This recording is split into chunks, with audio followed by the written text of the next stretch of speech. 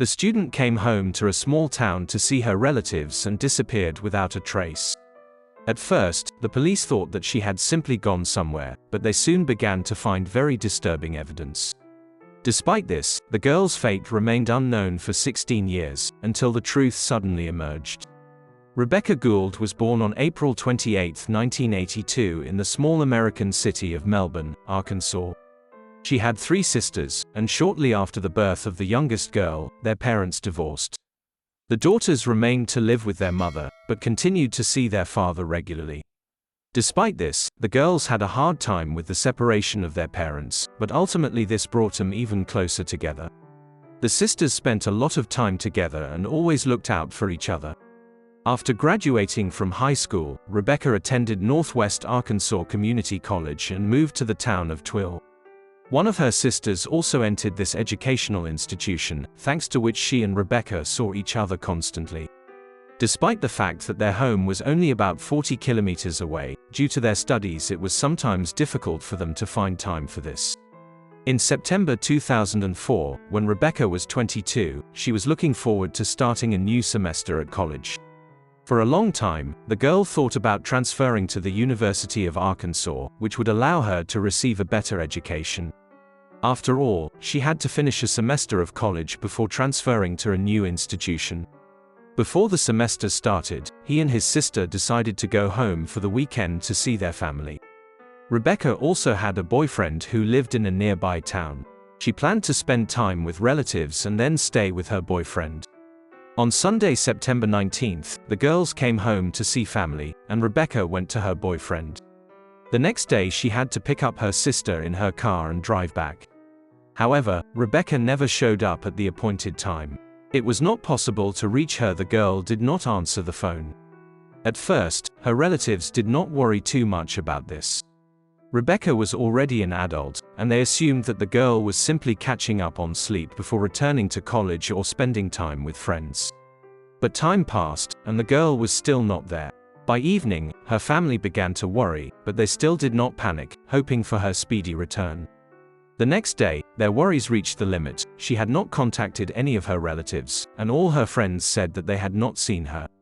Then the girl's mother decided to contact the police and ask to check if everything was okay with her daughter. The officers learned that the girl was staying with her boyfriend, Casey, and went to his place of work. He stated that he last saw her in the morning. Rebekah took him to the cafe where he worked, and then she was going to go back to his house to pack his things and see his sisters before leaving. Casey added that the girl promised to pick him up from work, but never arrived. After waiting for her in the parking lot, the guy contacted his friends and went to the cinema with them, after which they went to a party. The first thing they found was Rebekah's car parked in front of the house. Inside the room, the officers saw her purse with documents, as well as her dog. At the same time, Casey said that the girl had a small suitcase with clothes, but it was not in the house. It began to seem strange. No one had seen Rebekah for a whole day. But all the discoveries did not end there. One of the officers noticed that the mattress on one of the beds was missing any bedding and was placed unevenly on the base. The policeman decided to lift it and found large red stains on the back that looked like blood. Officers immediately began to inspect the house more thoroughly and saw several more blood stains on the floor and wallpaper. In the washing machine they found bed linen that also had blood on it. In addition, they noticed a large amount of bleach in the house and assumed that they were using it to clean up blood stains. All this indicated that Rebekah might no longer be alive. However, investigators were unable to find any additional evidence in the house. In addition, they were not sure that the blood belonged to her, since the results of the DNA test had to wait several days.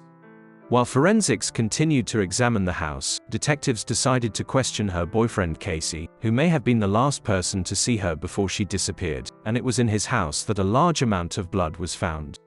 Casey said he had nothing to do with the girl's disappearance.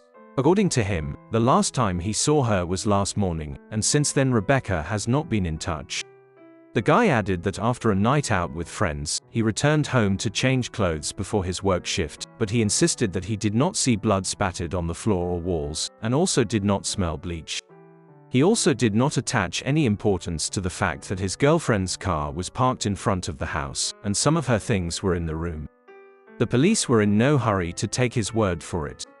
However, at that time they did not have significant evidence to suspect him of murder. They decided to interview his friends with whom Casey spent the evening and night of Monday, and they confirmed that the guy was indeed with them until the morning. On the one hand, this gave him an alibi. On the other, the police did not yet have the slightest idea what happened to Rebekah and when exactly she disappeared. All they knew was that the girl had not answered calls since yesterday morning. During conversations with investigators, Casey advised them to take a closer look at Rebekah's ex-boyfriend named Justin. The police tried to contact him, but he was not at home, which looked very suspicious. The guy disappeared somewhere at the same time his ex-girlfriend disappeared. However, 2 days later he got in touch and said that he went to the casino with his father. The police confirmed his alibi and made sure that the guy really was not in the city. Soon, detectives received another clue. Trying to reconstruct the chronology of events, they found out that Rebekah stopped at a gas station near the guy's work, bought herself a sandwich for breakfast and drove towards the guy's house. The staff identified her from a photograph and confirmed that she had visited them after 8:30, which confirmed Casey's words.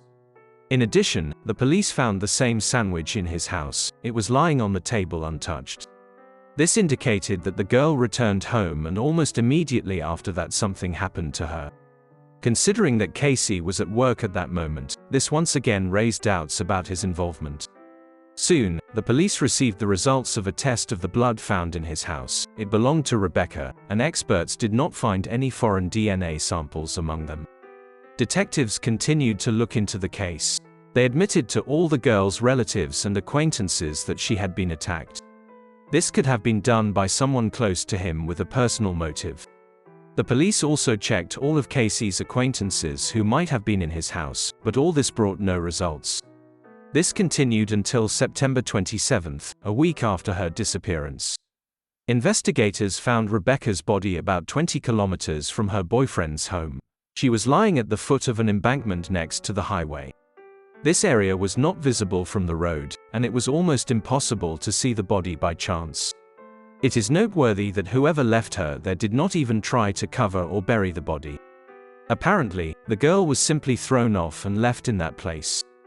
Medical experts determined that Rebekah received several blows to the head with a heavy object, and the cause of death was strangulation. No defensive wounds were found on her body. This could indicate that she did not expect the attack at all and, perhaps, she did not even have time to realize what was happening. In addition, experts did not find any traces of sexual violence. Regarding the time of death, everything indicated that Rebekah had lain in that place for a week, but experts were unable to provide more accurate data. After the case was classified as a homicide, detectives identified the likely weapon used by the perpetrator. There was a piano in Casey's house that was missing one of its legs. They were quite heavy, and medical experts recognized that their shape was comparable to the injuries on the victim's head. Casey said the missing leg had been wobbly for a long time and, in theory, could easily be torn from its base. However, the police were unable to find the leg either in the house or near where the body was found. Detectives began to look for possible motives for committing this crime. They immediately discarded the version of the robbery, which did not go according to plan. Nothing was missing from the house except a piano leg. A violent motive was also not considered, and investigators ultimately concluded that the killer deliberately intended to take Rebekah's life. He may have been aware of her routine or kept an eye on her, and also knew that her boyfriend would be at work that morning. In addition, the girl most likely knew him. There were no signs of forced entry in the house, which means she could have let him in herself. Investigators believe the killer spent at least several hours in the house. Despite all this, detectives had literally no leads, and the investigation proceeded with virtually no results. They considered the possible involvement of hundreds of people, among whom were acquaintances and relatives of both Rebekah and Casey, neighbors and simply residents of nearby settlements. The police also received tips, but they did not bring any real benefit. Local residents expressed their suspicions about other people without backing them up with any real facts. This went on for several months until the matter finally froze. Investigators continued to work on it, but were unable to make any progress. In subsequent years, it was periodically resumed, but in the complete absence of evidence and understanding of the attacker's motive. The mystery of this case attracted attention to it, including from the criminal community. Various programs were filmed about him and podcasts were recorded in which people tried to get to the bottom of the truth. One of them was a journalist named George Sagoni, who also started his own podcast. For many years he tried to figure out who killed Rebekah. One day he met Jennifer Buchholz, a former US Army counterintelligence officer who was interested in the case. They decided to join forces and created a group on social networks, where they gathered like-minded people and shared their thoughts about this investigation. Miller attracted their attention for two reasons. Firstly, the man lived in the Philippines. The fact that he was interested in an unsolved crime in a small American town on the other side of the world seemed strange. Secondly, Miller was one of the most active subscribers. He constantly left comments and even contacted the group organizers through private messages. He wrote that he wanted to help solve this murder, shared his thoughts on controversial and incomprehensible issues, and also put forward his own versions. He demonstrated a high level of knowledge, and not only with the facts of the case, based on his reports, he knew the area where the crime occurred well. Eventually, George and Jennifer began to become suspicious of him. They decided to keep it a secret so as not to scare him off and try to extract more information. They soon discovered something else. One of the group members was an expert in the field of genealogy, and she tried to understand how Miller might be related to the case. A superficial analysis of his profile was enough for her to learn a very unexpected fact: the man turned out to be the cousin of Casey, the victim's boyfriend. After this discovery, George and Jennifer decided to contact the detectives on Rebekah's case and gave them all the information they had. They reviewed the case materials and found out that Miller had already appeared in them. The man was visiting the city at the same time the murder was committed in 2004. He had already been questioned, but Miller said he came from Texas to help another relative. He added that he went to see Casey twice 2 days before Rebekah disappeared. Susie even saw Miller through the window for the second time and told the guy that there was a man standing in front of the house. Casey said it was his cousin and went outside to meet him. They chatted for about 15 minutes before Miller left. In those years, he did not arouse any suspicion, but now detectives are seriously interested in him. Digging deeper, they found out that Miller was a suspect in several cases. In 2002, he was charged with beating a minor, and later with assaulting his ex-wife by breaking into her home. However, his guilt was not proven in any of these cases. The man later moved to the Philippines, where he got married, had children and got a job on offshore oil rigs. The police wanted to talk to him again, but without his physical presence in the United States this was virtually impossible. They also could not contact him, so they could only wait for him to return to his homeland. This only happened in 2020. Customs officials provided detectives with information that Miller had flown into the United States and returned to Oregon, where his mother lived. The police called her home and asked when she last saw her son, but the woman told them it was a long time ago. However, now the investigators could contact him and call him for questioning. They asked their colleagues from Oregon for help, and they invited Miller to the station. Given that there was not a single piece of evidence against him, the police needed a plan. If Miller had anything to do with this murder, then it was necessary to obtain his confession. So Sray started from afar and said that they were simply re-interviewing everyone involved in the case. Miller immediately made it clear that he was ready to cooperate and had nothing to hide. The policeman then asked if he would be willing to take a polygraph when he returned to Kansas. Miller responded positively, after which the detective suddenly said that they might be able to find a specialist right here, and pretended to call the police chief. Miller began to become noticeably nervous and tried to change the subject. Meanwhile, the detective pretended to talk to the policeman on the phone and said that a polygraph specialist would arrive at the station in half an hour. In fact, he was already in the next room and waiting in the wings. Despite the fact that the polygraph is an extremely controversial tool, and its results do not carry any weight in court, the detective pursued other goals. This development could confuse the suspect and ultimately help secure a confession. The man immediately asked the detective if polygraph results were acceptable in court, to which the officer answered very vaguely. He said that there are certain scenarios in which these results could be accepted, but did not specify that this is almost impossible. Miller continued to be nervous, but he still agreed to undergo interrogation, which he successfully failed. The polygraph operator concluded that the man had lied on all key issues, including questions about his involvement in Rebekah's murder. After this, the detective began to put more pressure on Miller. He told him that experts had retested and found the victim's DNA on samples collected from his car. The police examined it back in 2004, but did not find anything suspicious there, and also did not take any samples for study. In fact, no DNA from the victim was found in the car, and the detective deliberately misled Miller. By law, police officers have every right to use this tactic during interrogations to obtain a confession. Often criminals decide to confess to their crimes, and this was the detective's only hope. After hearing that the victim's DNA was found in his car, the detective continued to say that they had all the necessary evidence, and the man could only make his life easier by admitting to what he had done. And it worked. Miller suddenly announced that he did not kill Rebekah, but only stumbled upon her body. According to the man, that morning he came to his cousin's house and saw an unknown man in a mask standing over the bloodied body of a girl. Of course, the detective did not believe this story and continued to ask him to tell the truth. Finally, the man suddenly interrupted and said, "I did it. I'm sorry for what I did." According to Miller, that morning he went hunting in the woods near his cousin's house. As he approached him, he remembered that a girl had come to see Casey and he had a desire to talk to her. The man knocked on the door and said he would like to talk. Rebekah returned to the bedroom, and Miller began pacing the living room from side to side.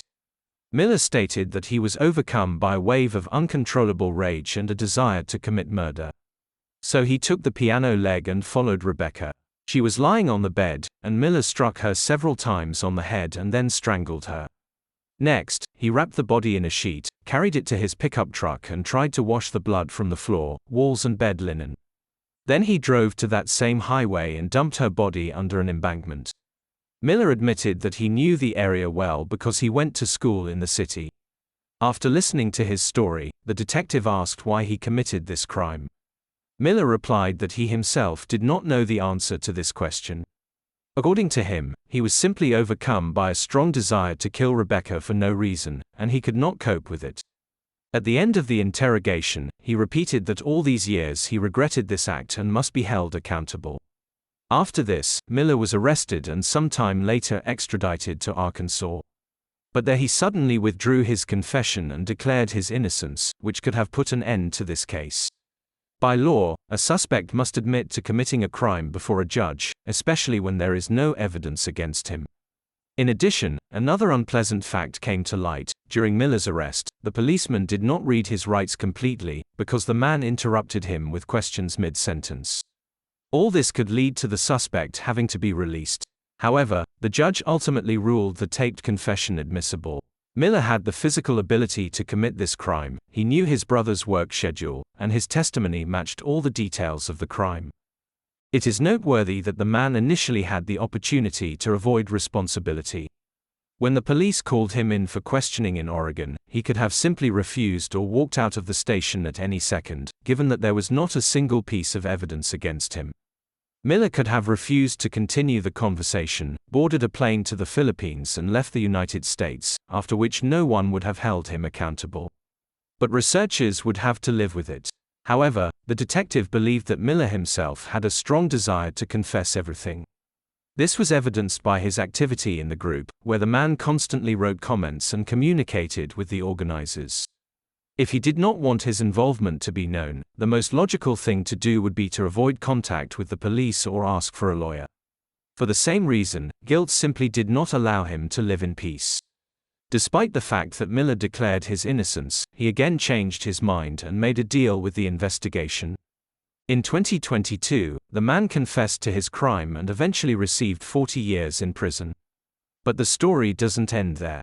While Miller was behind bars, he confessed to several more murders, which greatly surprised detectives. The man said that throughout his life he killed 5 women of easy virtue, whose names he did not even know. According to Miller, he called them to get into his car, took them to deserted places and killed them. The man added that he chose future victims by appearance. He killed thin young girls of short stature with blonde hair. Detectives immediately realized that this description matched Rebekah's appearance exactly. If Miller really was a serial killer, this would better explain his decision to kill his brother's girlfriend because she fit his type. Considering that Miller worked on oil rigs for 25 years, he lived in a large number of states and could have committed all of these crimes. The police have not yet been able to find concrete evidence of his words, and the investigation is ongoing. It is noteworthy that to this day there are supporters of Miller's innocence. Some people don't believe that he could have killed Rebekah without actually having a motive. Others believe that Rebekah may have actually been killed by her boyfriend, and Miller helped him get rid of the body. Someone also thinks that the man did not kill the other girls and gave a false confession to the police. However, all these versions do not have any weighty arguments, so the man's guilt in the murder of Rebekah is not questioned at the official level.